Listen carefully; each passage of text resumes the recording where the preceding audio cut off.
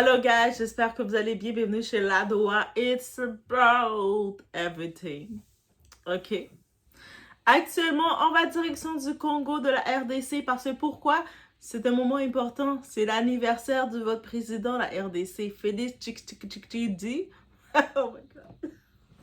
Comment tu peux déformer le nom des gens comme ça? En plus, le président d'un pays. On accepte Doha comme elle est, ok? Kembe Doha. Donc, bonne fête, Félix Tshisekedi. En plus, je me trouve drôle.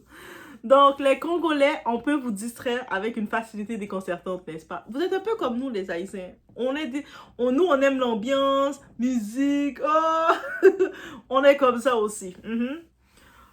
Et c'est ça qui arrive. Votre pays traverse une crise sécuritaire majeure. Des millions de personnes vivent dans l'incertitude. L'Est du pays continue de souffrir depuis une trentaine d'années. Les infrastructures manquent, le chômage frappe la jeunesse, que les gens sont obligés d'aller à l'aventure pour chercher un minimum. Mais pendant ce temps, qu'est-ce qui fait la une des réseaux sociaux? Une vidéo entre Fally Ipupa et Koffi Olomide, deux millionnaires, deux hommes bien riches. Fally, la dernière fois, il a montré son parfum, ça valait 70 000 euros. Donc, on imagine. Soyons sérieux. Le président Félix Tshisekedi organise une gigantesque fête d'anniversaire avec les plus grandes stars du pays pour chanter pour lui. Et au milieu de se demander combien cela coûte ou quelles sont les priorités nationales, une partie du peuple préfère débattre pendant des jours pour savoir si Koffi a regardé Fally ou non. Finalement, Boketchou avait peut-être raison sur une chose. Certains peuples sont devenus experts dans l'art de la distraction. Et c'est de ça qu'on va parler, guys. On est chez la DOA, où ce qu'on regarde, on pratique notre discernement ensemble. C'est pas ça qu'on fait. On pratique notre discernement. On met des likes, on booste la vidéo, on met des cœurs. Ok? Je vois mes cœurs. Ok? Je vois mes cœurs. Pour certains qui ne savent pas, le mauve et le or, c'est mes deux couleurs préférées, mes deux symboles préférés de ma vie. Donc, on met les cœurs mauve et or et ça me fait contente. Et je suis très contente. Ok? Je suis très taquine. Ok? En plus, il fait beau. Oui, Doha est très taquine. Donc, on y va. It's about everything, direction du Congo. On était là. On était dans la réception ou pas? J'y étais ou presque.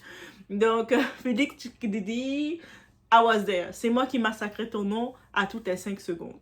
T'imagines, Félix, il voit Doha. À chaque instant, Doha TV, parce que oui, j'ai fait des petites modifications du nom de ma chaîne. C'est Doha TV. La Doha TV, baby. Donc, je me sens comme une télé. À moi toute seule, parce que vous avez pu le comprendre. Si vous arrivez sur ma chaîne, vous allez voir, mais cette fille-là, elle parle de tout. Cette femme parle de tout. À un moment, on la voit annonciatrice qui parle de football, qui parle de basketball, qui parle de géopolitique, qui parle de bouffe, qui parle de voyage. Elle parle de tout. Y a-t-il quelque chose qu'elle ne maîtrise pas? C'est pas que je maîtrise quelque chose, c'est que je suis juste curieuse de nature et tout ce qui pique ma curiosité, je me dis, ça pique aussi votre curiosité et on va en parler et on va regarder qu'est-ce qu'on peut ressortir de tout ça. It's simple like that. C'est pour ça que c'est It's about everything, ça reste mon slogan. Et je me rappelle, c'est resté mon slogan parce qu'il y avait une de la sienne qui avait dit un moment que j'avais une doacine ou un doacin, je ne me rappelle plus si c'est un homme ou un doacin ou une doacine qui avait dit ça, mais le fait que je n'avais pas mentionné dans certaines vidéos, je mentionnais pas souvent It's about everything, j'allais directement et puis on m'a repris. Et moi, quand on me reprend, je porte attention aux reprises. Et on m'avait dit, Doha, c'est ta signature, It's about everything. Tu dois toujours le dire. Et j'ai fait, oh, ok. On m'avait tapé. Et j'ai pris la tape et je le reconnais parce que je ne suis pas parfaite. Des fois, je vais dire des idées selon la première base, selon ce que je pense, parce que j'y vais sans filtre. Et je peux revenir en arrière et je compte sur vous. Et puis, que vous aussi, vous êtes humains comme ça parce qu'on pratique notre discernement ensemble. Donc, on y va. Tout en musique. Kembe Doha, baby, baby. N'oubliez pas d'aller vous abonner à la chaîne Les Récits de Doha aussi. Doha aime écrire des histoires à ses temps libres. Au-delà de tout ça, j'aime beaucoup mon imagination. J'aime écrire des scénarios, des histoires. Et j'ai décidé d'en faire des contes. des récits, des histoires véridiques, mais pas quand je dis véridiques, des histoires qui pourraient être une histoire vraie, mais c'est vraiment c'est fictif. Donc, on y va, guys. Allez donner la force à les récits de Doha. Mettez des likes, on y va.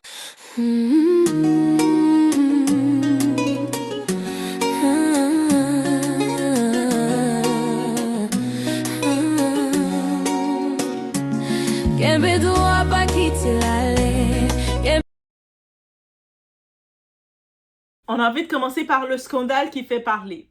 Lors de la célébration du 63e anniversaire du président Félix Tshisekedi, plusieurs légendes de la musique congolaise étaient présentes. On avait en parenthèse Koffi Olomide, Fally Ipupa, surtout avec la collaboration qu'il a faite avec Joey Doit-Filé, Congo-Haïti, on est ensemble. C'est sûr que Fally, on t'aime encore plus.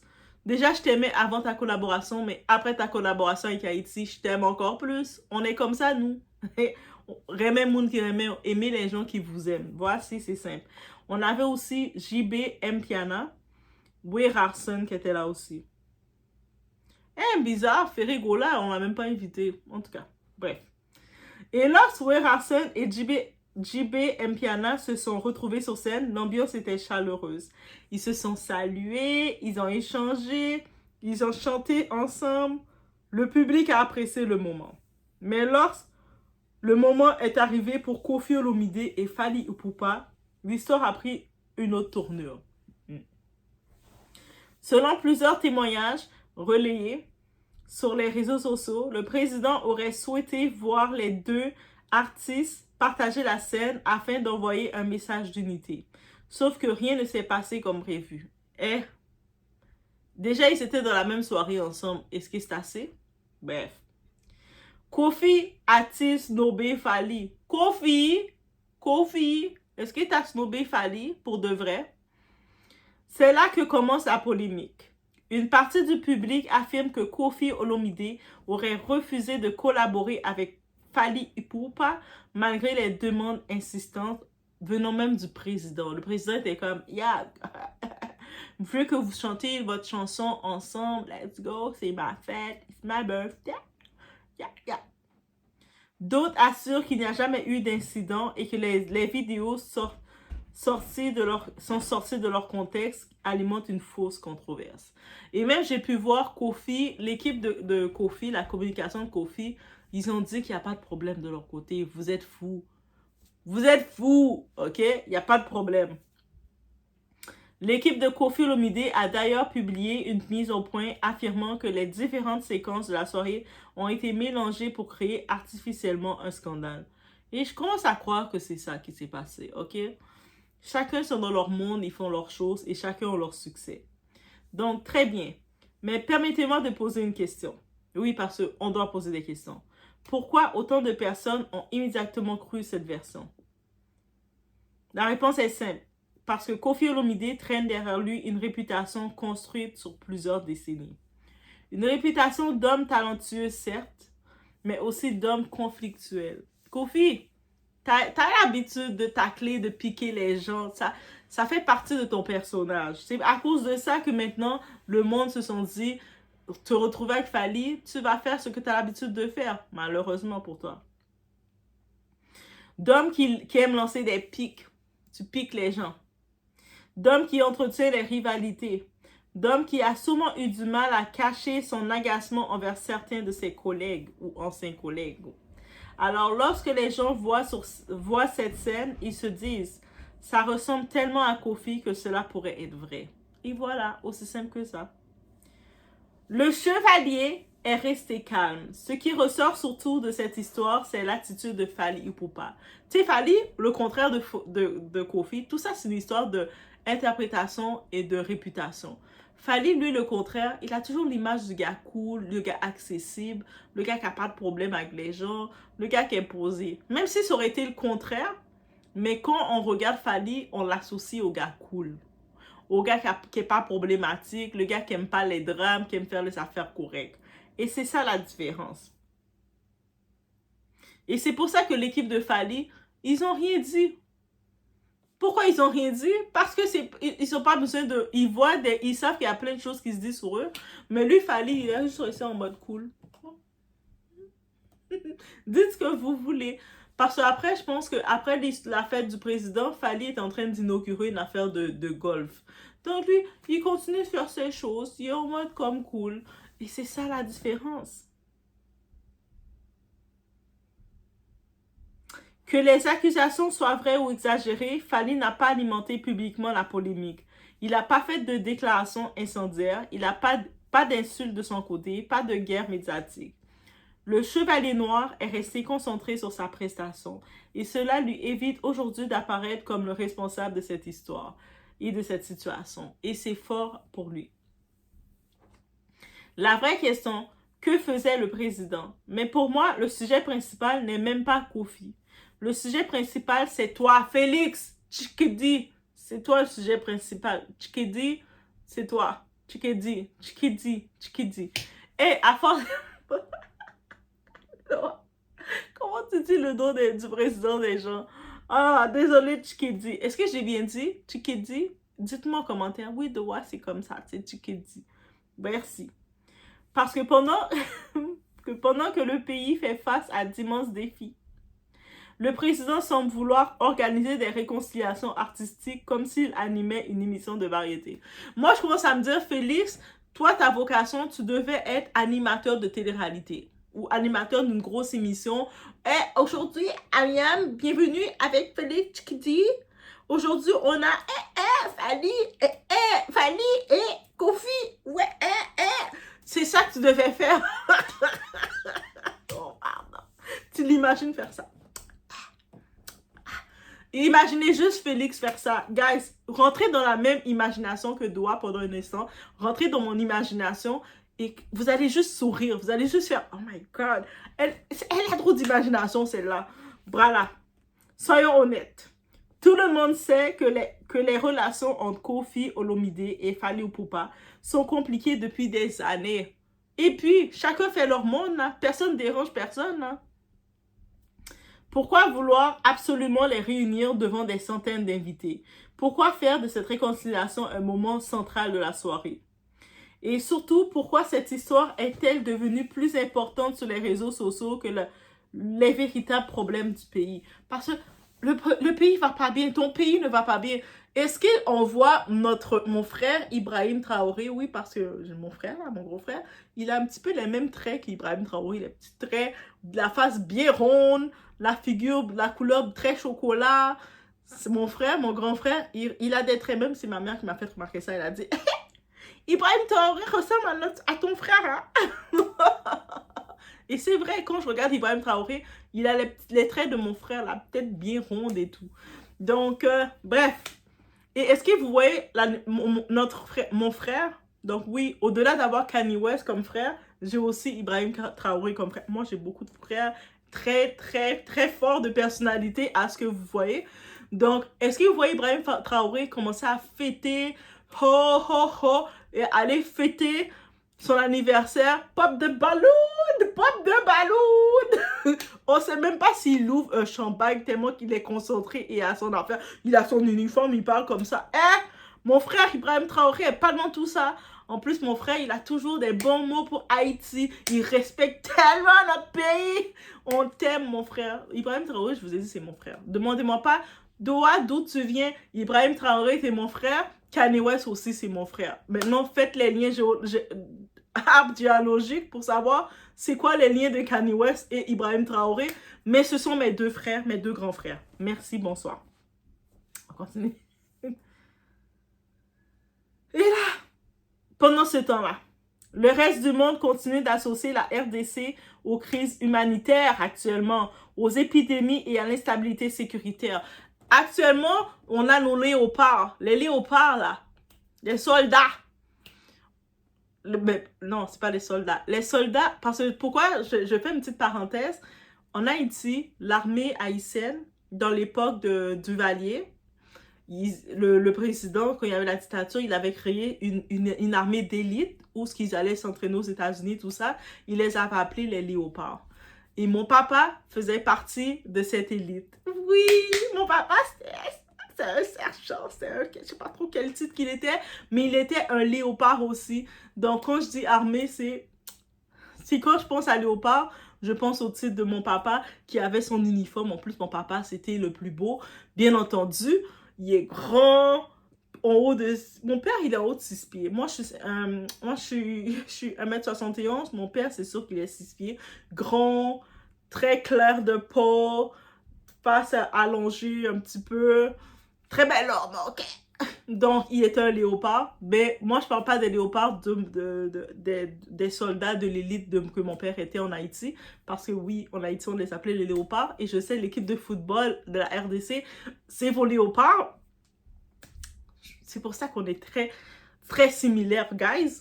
Et puis, la façon pendant la Coupe du Monde, comment ils ont traité les léopards, là, les footballeurs, c'était pas gentil. Surtout ces footballeurs-là, ils sont même pas à la RDC. Ils sont toute la plupart en France. On les a fait faire des quarantaines. Quand ils devaient faire leur match, ils devaient faire un match. J'ai oublié contre quelle équipe, je pense le Chili. Contre quelle équipe? On les a fait faire un match sans public. La méchanceté de ça, on a même plus ça. C'est un match amical en plus. Mais tu sais, si c'est pas pour déstabiliser une équipe, on sait que les joueurs, ils vivent de leurs supporters qui font des wouha, wouha, Goretzka! Ils vivent de ça. Donc là, maintenant, ils sont sans public, ils jouent comme ça, comme un entraînement sans rien. C'était méchant.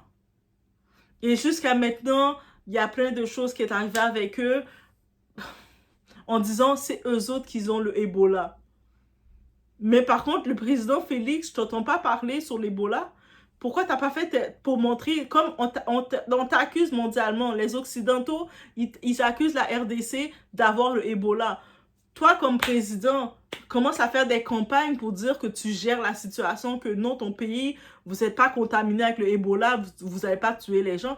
Fais quelque chose! We want that! On veut pas savoir que tu fais la fête avec l'argent des contribuables.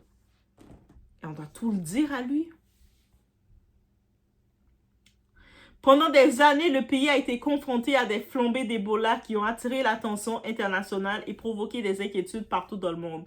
À l'Est, notamment autour de Goma, des générations entières ont grandi dans un climat de guerre presque permanent. 30 ans, là ça va faire plus de 30 ans, guys. Dans l'Est, des femmes qui se font Guys, c'est-tu moi seulement qui vrille quand je pense à ça? Est-ce que vous avez abandonné le territoire de l'Est, Goma? Jesus! Cela fait près de 30 ans, guys, que la région est marquée par des conflits, des déplacements de population et des drames humains à répétition. Alors forcément, beaucoup de Congolais se posent une question. Comment peut-on trouver des millions pour organiser une célébration grandiose alors que tant de problèmes continuent d'affecter le quotidien de la population? Que ce soit tout cet argent-là, ok, t'as le droit de fêter ton anniversaire, bro, t'as le droit, let's go, let's party. Mais dans fêter ton anniversaire avec tout l'argent que tu prends, déjà, t'as pris plein d'argent pour acheter des autos pour les joueurs, j'ai rien contre ça, mais cet argent-là, est-ce que tu as investi autant pour peut-être, dans l'école d'État, mettre des salles, des laboratoires pour les écoles? Les écoles? Est-ce que tu as investi autant pour mettre des ordinateurs dans les salles de classe? I'm just asking. L'éducation, c'est important. Un pays a besoin de l'éducation et la santé. La jeunesse, c'est l'éducation.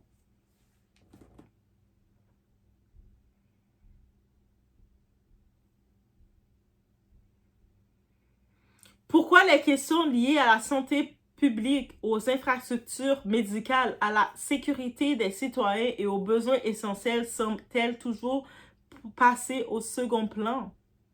Parce qu'au final, ce n'est pas la rivalité entre Kofi et Fally qui empêche les Congolais de dormir. Ce n'est pas non plus une photo, une vidéo ou une prestation musicale.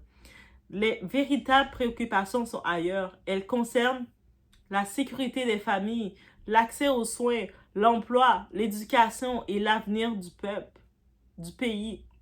Et c'est sur ces sujets que les citoyens attendent des résultats. Encore une semaine de distraction présidentielle. Et là, maintenant, il a fini de fêter son anniversaire avec des millions. Là, il est aux États-Unis en train de regarder le match de football là. Yeah, bro! Pay money. Il vit sa vie comme une rockstar. Il vit sa vie comme un rappeur. Mettez Félix Tshisekedi dans une vidéo de rap. Mettez-le à côté de Snoop Dogg. Snoop Dogg va l'apprendre comment rouler les choses. Mettez-le dans une vidéo de Snoop Dogg. Mettez-le avec 2-3 filles qui vont twerk derrière. It's good. We have something. On a un rap. We have something. Rendu là. Pendant que les Congolais débattent pour savoir si Kofi a ignoré ou si Fally a été humilié, les vrais problèmes continuent d'exister. Oui, chacun a le droit de célébrer son anniversaire, on ne dit pas le contraire. Oui, les artistes ont le droit de participer à une fête, on ne dit pas le contraire. Mais lorsqu'on dirige un pays, lorsque toi, tu es appelé à être dirigeant, tu as une façon d'être. Et surtout que tu vois que ton pays, ça va pas bien. Tu peux pas te commencer à fêter. Tu peux pas être celui qui fait plus que le peuple. Nous, le peuple, on doit se distraire. Parce qu'on vit des problèmes, on a besoin de se distraire. Nous, prenons un petit grog, nous, on prend notre petite boisson, on se distrait. On est, aïe, aïe, aïe, je dois oublier mes problèmes. Mais toi, frère, tu peux pas. T'es pas dans la distraction. Même si tu te distrais, tu dois être humble. Tu dois te distraire avec discrétion. Tu vas chez vous, tu prends 2-3 de tes amis, prenez vos grosses bouteilles à 1000 euros. Mais ça doit pas être connu, ça doit pas être trop éblouissant. Sachant que le peuple, il y en a qui sont encore en train de prendre le bateau pour essayer d'avoir un minimum ailleurs. Il y en a encore dans ton peuple. Qu'est-ce que tu dis pour ton peuple en Afrique du Sud? Des Congolais qui se font chasser, qui se font battre, qui sont malmenés en Afrique du Sud. You say what about them? Tu dis quoi de ceux qui sont en France même? Tes Congolais, tes enfants. Parce que quand tu es président, tu prends le titre de papa. Tu prends le titre de papa des Congolais. Là, t'es le papa des Congolais. Tu vois tes enfants, il y en a qui arrivent en France, ils dorment sur le pont, sur des tentes. What you say about them? Et toi, t'es en train de dire, yeah, j'ai essayé de faire la paix, j'ai essayé de faire un Fally et machin chouette, et ma Kofi faire la paix, ça n'a pas fonctionné. Mais eux autres, qu'est-ce que tu dis quoi de ces enfants-là? Quand tu vois même sur ton territoire même, là, tes bébés, tes enfants, là, parce que toi, t'es le papa. Quand t'es président, ton titre, c'est papa. Maman Africa te regarde et dit, t'es papa de mes enfants. Et là, tes enfants se font malmener partout. Trump commence à les traiter n'importe comment. Bien, c'est vous qui avez le Congo, le bon là. Eux autres sont comme, what you talking about, Trump? On est de France, là. Nous, on a nos maisons, nos villas sont toutes en France. On vit même pas aux choses. Ah, mais ils font la discrimination avec aux joueurs. Parce qu'ils représentent la RDC. What you telling about them? Ils ont besoin de toi pour les défendre. Ils ont besoin que tu dis au monde entier, hey, moi, je suis en train de gérer cette situation-là. On n'a pas d'état de crise. We don't have that. Je ne sais pas d'où vous avez pris vos sources. On n'a pas ça. On attend que c'est ça que tu fasses.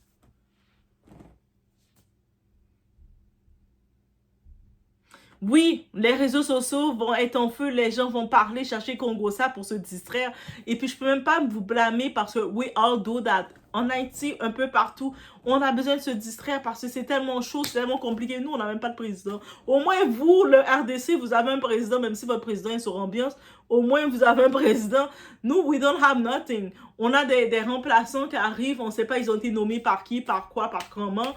Ils apparaissent sur le territoire. Ils se disent président temporaire d'un pays. On ne sait pas d'où ils sont, on ne connaît pas leur nom, on n'a jamais voté pour eux. Ça veut dire que nous, on est encore pire que vous. Mais ça veut dire qu'on cherche l'espoir encore. Nous, on est encore en train de se battre. Ça veut dire qu'on sait tellement qu'on n'a pas de gouvernement qu'on n'a pas le choix de prendre notre balai et puis balayer tout seul nos rues. On n'a pas le choix qu'on dit, hey, on a nos grenadiers qui sont en train de nous représenter de l'échelle mondiale. Les gens nous regardent. Laissez-nous commencer à peinturer nos rues. Laissez-nous balayer. Pourquoi? Parce qu'on sait que notre état est minable et désastreuse. If I can tell that.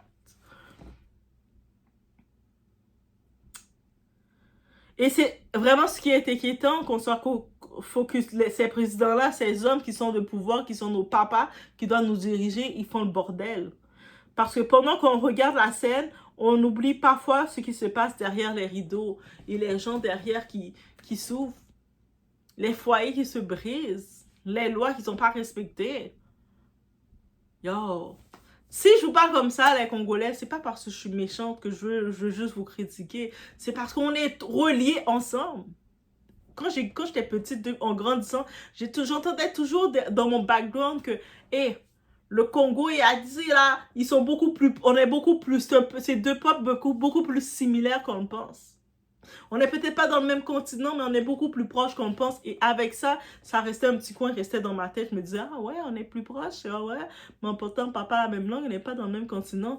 Mais en effet, on est très similaires. Quand je regarde les Congolais faire la sape, tout ça, je vois mon peuple, regarde nos peuples, même qu'on peuple, on a besoin, on est des bons vivants. On veut juste être, si on était bien encadré, on est le genre de peuple, si on était bien encadré, on serait loin.